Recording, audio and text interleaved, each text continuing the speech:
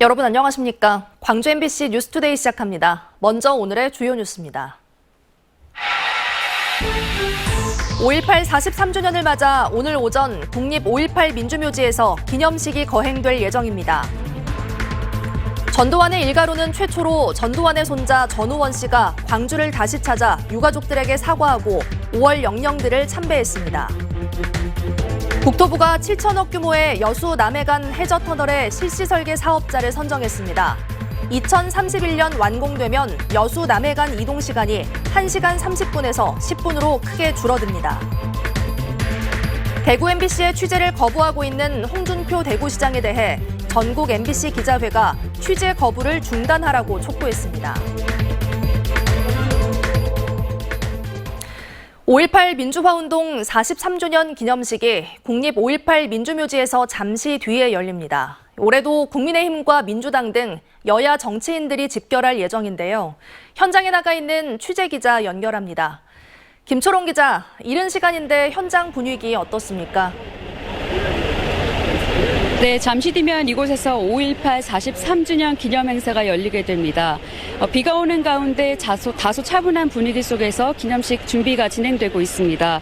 5.18 유족이나 출국객들이 촉촉들이 모여들고 있고요. 경찰 등 관계자들도 분주하게 움직이고 있습니다. 이번 기념식의 주제는 5월 정신 국민과 함께입니다. 이번 기념식은 5.18 민주화 운동으로 사랑하는 가족을 잃거나 고통으로 힘겨워하는 가족을 지켜낸 5월의 어머니들을 조명합니다. 그동안 합창단이 불렀던 애국가는 80년 당시 총격 사건이 발생했던 주남마을 소재의 지안초등학교 학생들이 재창합니다. 이번 기념식 행사는 광주의 아픔을 따뜻하게 위로하고 화합의 내일로 나아가자는 의미를 담아 준비했다고 국가보훈처는 설명했습니다. 지난해와 달리 정부의 코로나19 방역 조치가 완화됨에 따라 유족과 정부 인사 등 3천여 명이 참석할 것으로 예상됩니다. 앞서 어제 5.18 기념식 전야제가 금남로에서 열렸는데요. 광주 시민과 세월호 유가족, 고려인 동포인 등 3천여 명이 참석한 가운데 민주평화 대행진이 진행됐고 43년 전 계엄군에 맞서 싸운 광주 시민들이 만들어 나눠 먹던 주먹밥을 5월 어머니 회원들이 손수 만들어 시민들에게 나눠주기도 했습니다. 또 당시 부상자들에게 피를 나눴던 헌혈 행사도 재현됐습니다. 문재인 전 대통령은 전임 대통령으로는 처음으로 기념일에 맞춰 5.18 민주묘지를 참배했습니다. 지금까지 국립 5.18 민주묘지 앞에서 MBC 뉴스 김초롱입니다. 오늘 날씨는 종일 흐리겠습니다. 약한 비가 내리면서 때이른 더위는 한풀 꺾이겠습니다. 현재 하늘 모습 보시면 구름 많이 지나고 있는 상황이고요. 내일까지 비가 이어지겠습니다. 날씨 정보였습니다. 광주를 찾아 5.18 유가족에게 사과했던 전두환의 손자 전우원 씨가 5.18 43주년을 앞두고 다시 5.18 묘지를 참배했습니다. 전두환 일가 중에서 5.18 공식 추모 행사에 참석한 건 처음인데요. 5.18 유족들은 전우원 씨를 따뜻하게 반겼습니다. 김영창 기자의 보도입니다. 5.18 민주화운동 43주년을 하루 앞둔 광주 국립 5.18 민주묘지. 검은색 정장을 입고 흰색 마스크를 착용한 전우원 씨가 모습을 드러냅니다. 할아버지를 대신해 사죄하겠다며 예고 없이 5.18 추모식에 참석한 겁니다. 제가 뭘 잘해서 온 게 아니라 항상 죄의식을 가지고 있었고 오늘 추모식으로 우리나라의 민주주의가 있기 위해서 얼마나 많은 희생이 있었는지를 전두환 일가 중에서 5.18 공식 행사에 참석한 것은 전우원 씨가 처음입니다. 전 씨는 5.18 유족 한 명 한 명에게 다가가 일일이 허리를 숙여가며 거듭 사죄했습니다. 저는 이전부터 밝혀왔듯이 제 가족들을 자랑스럽게 생각하지 않습니다. 말을 할 자격도 없지만 저희 가족 대신해서 정말 진심으로 사과드립니다. 5.18 유가족들은 할아비와는 다르다며 전 씨를 따뜻하게 맞았습니다.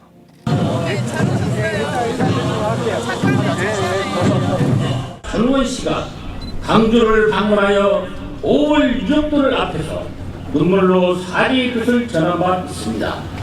광주는 그의 어깨를 쓰다듬어 주었습니다. 추모식이 끝난 뒤 전 씨는 추모 행렬의 뒤쪽에 서서 5.18 묘지 참배단에 분향하고 헌화했습니다.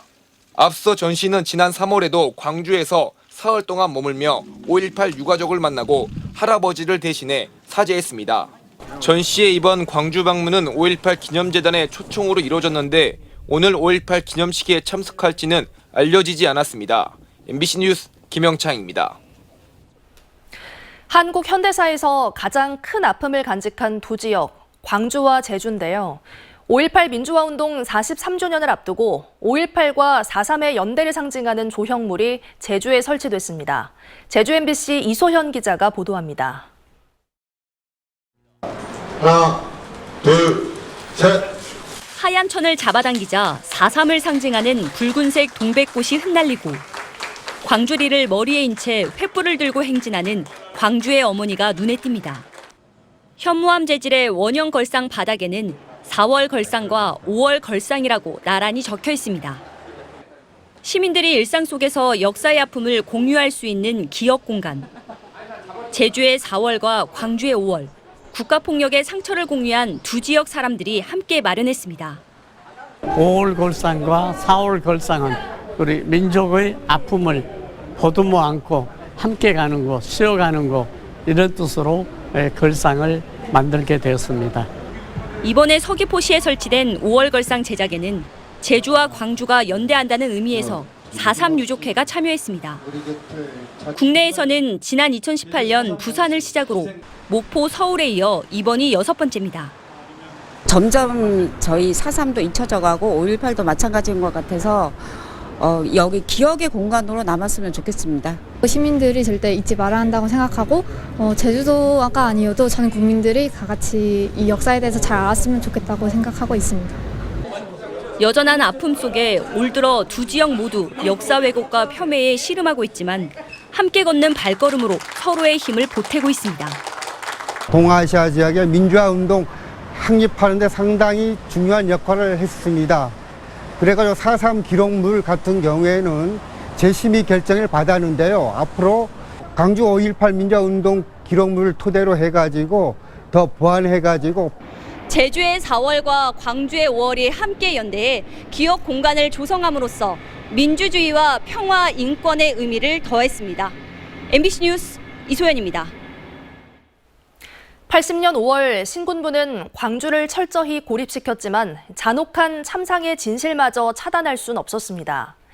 특히 5.18 직전 부마 민주항쟁을 겪었던 부산에서는 광주의 진실을 전하려는 시도가 이어졌는데요. 신군부의 잔인한 진압을 비판하다 보안사로 끌려가 숨진 부산의 5.18 희생자 고 임기윤 목사를 조명합니다. 부산 MBC 조민희 기자의 보도입니다.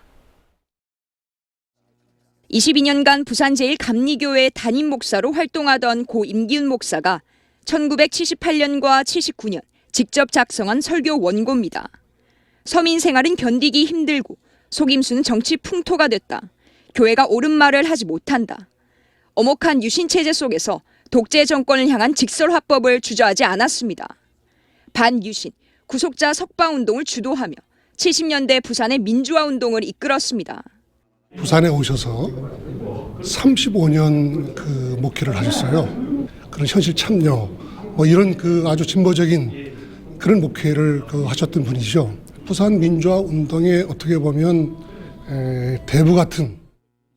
그리고 80년 7월 임 목사는 시국 강연회를 열었습니다. 광주 학살의 진상을 전하며 신군부의 등장은 역사적 죄악이라고 정면 비판했습니다. 설교 내용을 추궁하는 정보 경찰들에게도 뜻을 굽히지 않았습니다. 그는 결국 5.18 두 달 뒤 501 보안대에 들어갔다 돌아오지 못했습니다. 사흘 뒤 의식불명 상태로 병원에 옮겨져 사망했습니다. 생명 유지 장치를 갖다가 쓰면서 이제 생명만 유지하는 그 상태였죠. 보안사는 병사를 주장했습니다. 갑자기 뇌출혈을 일으켰다는 겁니다. 하지만 유족들은 고문치사를 확신했습니다. 숨진 임 목사의 시신에서 심각한 구타의 흔적이 발견된 겁니다. 그 멀쩡한 사람이 들어가가지고 병사인데 어머니가 계속 이야기했던 왼쪽 두개골이 깨져 있었다. 아버지를 이장할 때 그분이 오셨는데 두개골을 갖다 수습하는 과정에서 두개골을 보고 이거는 맞지 않으면 깨질 수 없는 그런 상처다. 지난 2001년 대통령 소속 의문사 진상규명위원회는 국가폭력에 의한 사망을 인정했지만 의문사로 결론지었습니다. 어떻게 왜 사망했는지 알지 못한 채 흘러온 43년. 광주 밖 5.18의 네 번째 희생자, 고 임기훈 목사는 잊혀졌습니다. 같이 끌려갔던 사람들 중에서도 임기훈 목사님이 그렇게 돌아가신 거를 몰랐다는 거예요. 한참 지나서 세월이 지난 다음에 그렇게 알 정도로 굉장히 하여간 엄혹한 그런 상황이었죠. 고 임기훈 목사는 지금 고향인 부산이 아닌 국립 5.18 민주묘지에 잠들었습니다. 아버지가 돌아가실 때는 정말 억울했죠. 그 사랑하는 아버지가 갑자기 얼굴도 안 보고 이렇게 돌아가셔가 나왔으니까 아직까지도 밝혀지지 않았기 때문에 이런 일들을 갖다 하면서 나는 아버지의 명예를 좀 회복하고 싶어요. MBC 뉴스 조민입니다. 5.18 광주 민주화운동 43주년을 맞아 광주 목포 여수문화방송은 오늘 저녁 3사가 함께하는 특집 뉴스데스크를 진행합니다. 오늘 특집 뉴스데스크에서는 5.18의 헌법전문 수록 가능성과 대통령의 기념식 참석이 중요해진 이유 등을 전하고 광주가 내미는 연대의 손길이 바꾼 우리 사회의 면면을 기획보도할 계획입니다. 특집 뉴스가 끝난 뒤 방송되는 광주, 목포, 여수 MBC의 공동 시사 프로그램 시사 용광로에서는 5.18의 미래, 기억의 전승이라는 주제로 생방송 토론을 진행할 예정입니다.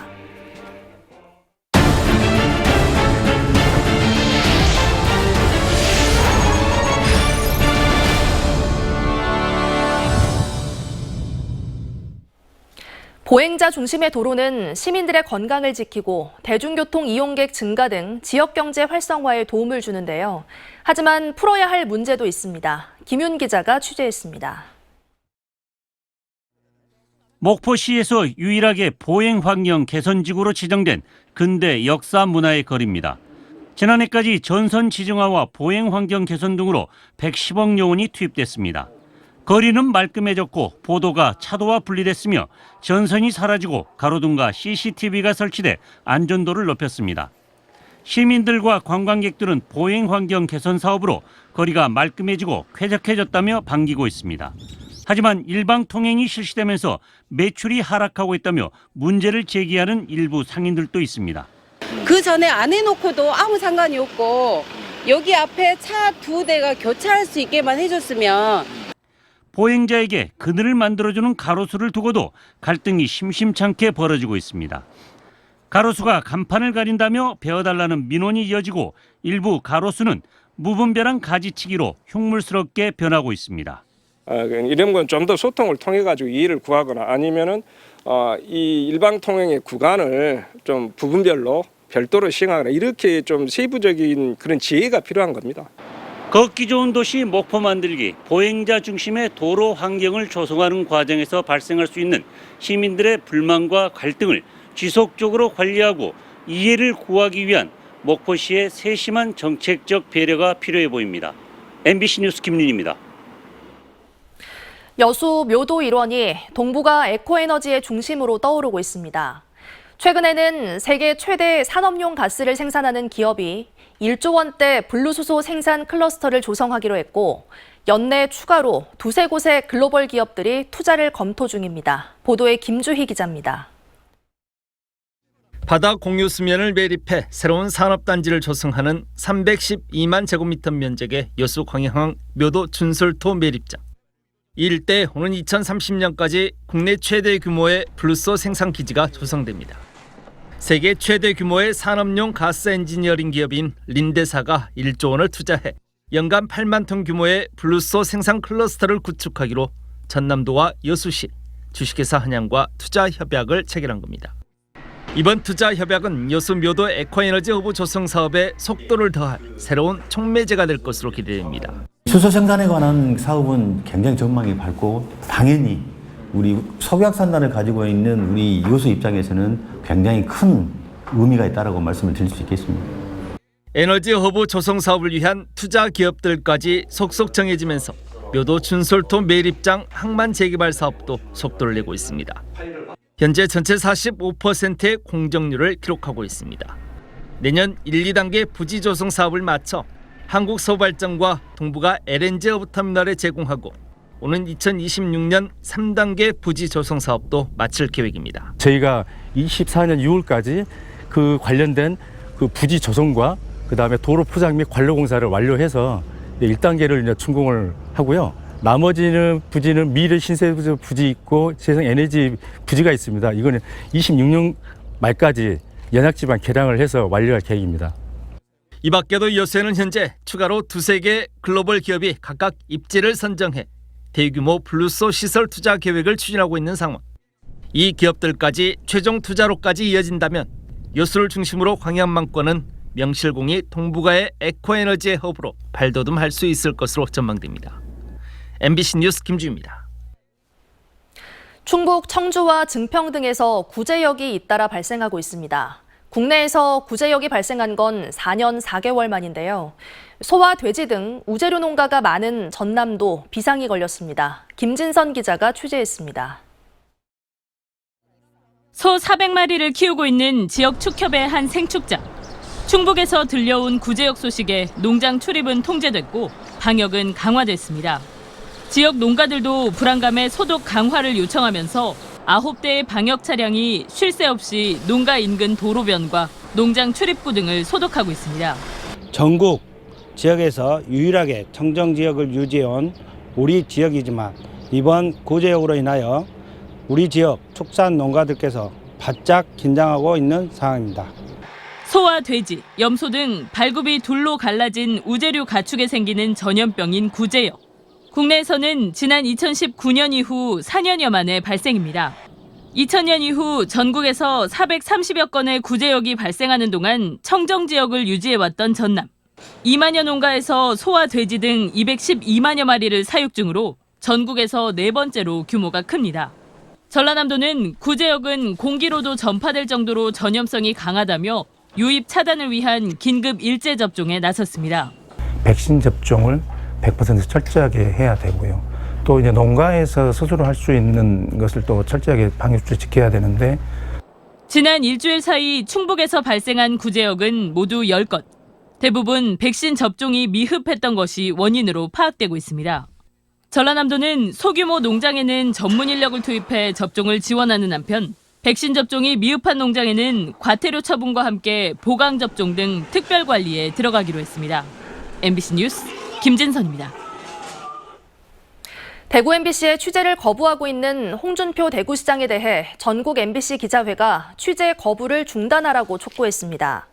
MBC 기자회는 TK 신공항 특별법의 득실을 따진 시사 프로그램을 문제 삼아 대구시가 대구 MBC의 취재를 전면 거부하고 나선 것은 홍준표 시장 본인의 불편한 감정을 부적절한 방식으로 푸는 것이어서 걱정스럽다며 취재 거부 중단을 요구했습니다.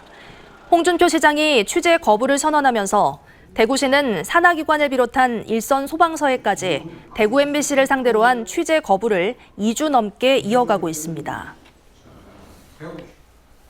목포 신항에 보관 중이던 세월호 유류품 9천여 점 가운데 일부가 보존 처리를 위해 반출됐습니다.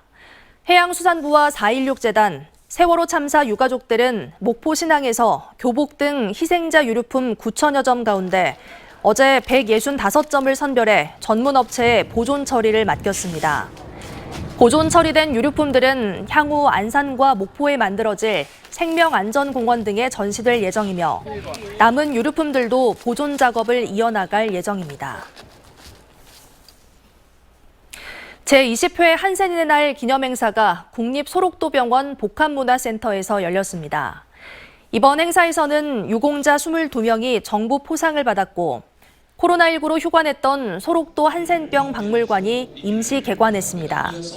한국한센총연합회는 국립소록도병원 개원일인 5월 17일을 한센인의 날로 지정해 지난 2004년부터 기념하고 있습니다. 여수 남해간 해저터널 건설 사업의 실시 설계 적격자가 선정됐습니다. 국토교통부는 어제 국비 6,974억 원을 투입해 전남 여수시 신덕동에서 경남 남해군 서면까지 해저터널 5.76km를 포함한 8.085km의 4차로 국도 신설 사업의 실시 설계 적격자로 DLENC 컨소시엄을 선정했습니다. 이번 해저터널이 오는 2031년 개통되면 여수 남해간 이동 시간이 1시간 30분에서 10분으로 대폭 줄어들고 두 지역의 산업 관광 자원이 유기적으로 연결돼 지역의 경제 발전에도 크게 기여할 수 있을 전망입니다.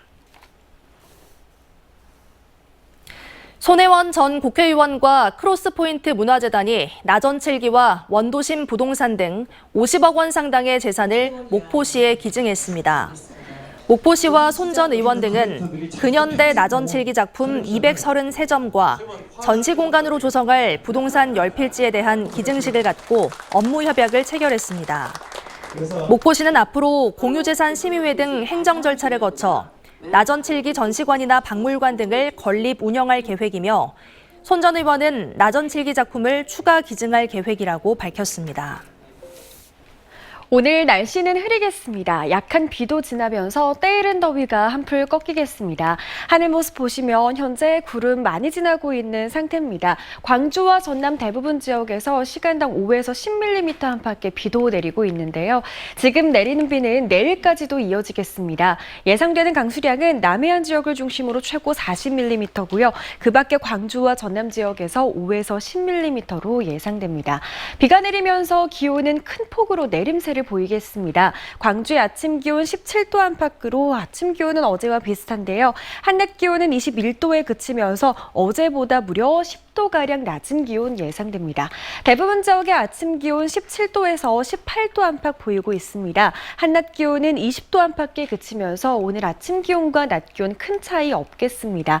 순천의 낮 기온도 19도, 여수의 낮 기온은 18도에 그치겠습니다.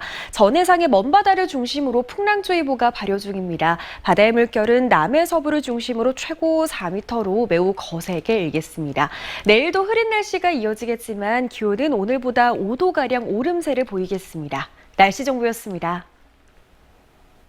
뉴스 마칩니다. 시청해주신 여러분 고맙습니다. 언제 어디서나 내 손 안의 뉴스. 광주 MBC 뉴스 유튜브 구독으로 함께하세요.